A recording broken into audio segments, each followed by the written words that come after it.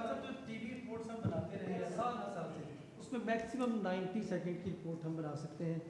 Prime minister आ गए हैं यहाँ पे, प्राइम मिनिस्टर वहाँ जा रहे हैं, ये सारी एक्टिविटीज़ उस पर के बाद स्टेटमेंट, प्रेस कॉन्फ्रेंस, इवन आप जब सुप्रीम कोर्ट में पनामा के दौरान जाते थे तो हम छोटे छोटे से क्लिप्स लेके तो वो सारे मिला के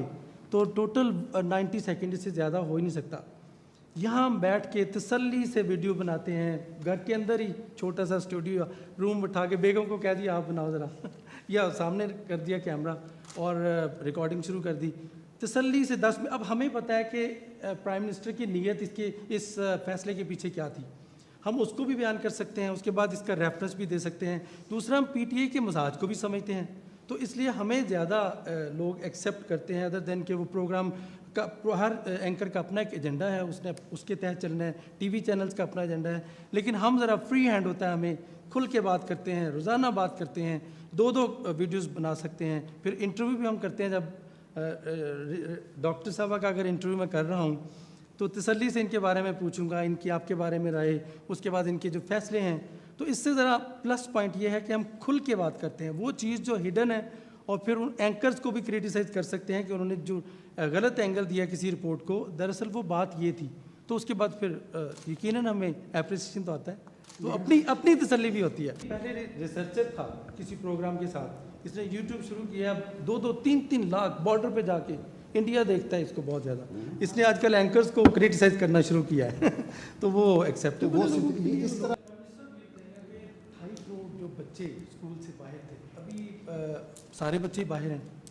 और ऑनलाइन सिस्टम शुरू हो गया। अभी मेरे बच्चे भी पढ़ रहे हैं ऑनलाइन सिस्टम के थ्रू, हर किसी के बच्चे पढ़ रहे हैं। क्या हम इस मौके से फ़ायदा उठा सकते हैं उन 2.5 करोड़ बच्चों को भी इसी सिस्टम के तहत लाने के लिए, क्योंकि अब तो घर बैठे भी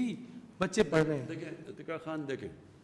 ये जो कोरोना का टाइम है ना, और मैं ये आखिरी बात करूँगा, मेरी अगली मीटिंग है, मैं सिर्फ आपको एक चीज़ समझा दूँ, जो हर क्राइसिस होता है ना, उसमें अल्लाह ने एक ऐसा निज़ाम बनाया हुआ है कि उसमें अगर इंसान अपना अक्ल इस्तेमाल करे तो उसमें मौके भी बड़े मिल जाते हैं। और क्राइसिस के अंदर कई बड़ी ज़बरदस्त चीज़ें हो जाती हैं, क्योंकि इंसान को अल्लाह ने बनाया ऐसा है,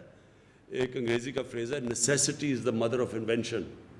जब आप फंस जाते हैं ना, तो अल्लाह ने हमारे में इतनी सलाहियतें दे दी हैं कि अगर हम अपना ज़हन इस्तेमाल करें तो उसमें से रास्ते निकलाते हैं। तो इसमें से एक ये रास्ता है कि जो टेली एजुकेशन है, दूसरा है टेली मेडिसिन, कि हम सब तक तो नहीं पहुंच सकते, लेकिन हम टेलीविज़न के रिमोट इलाकों में लोग टीवी के ऊपर सामने आए, ये टेक्नोलॉजी बढ़ चुकी है, ताकि वहाँ यहाँ भी डॉक्टर बैठा बैठा उधर उनको ओपिनियन दे कि आपको ये बीमारी है, ये आप ये करें जो भी। और ये जो स्कूलों का निज़ाम, क्योंकि हमारे बच्चे स्कूलों से बाहर हैं, तो ये टेली एजुकेशन के ज़रिए हम कई उन इलाकों में पहुँचे जिधर हमारे टीचर ही नहीं हैं या नहीं जाते, या जब तक टीचर नहीं जाते तो तब तक बच्चों तक पहुँच सकें। और भी बड़ी चीज़ें हैं, और भी मेरे ख़्याल में हम अब नई चीज़ें सोच रहे हैं कि हम कैसे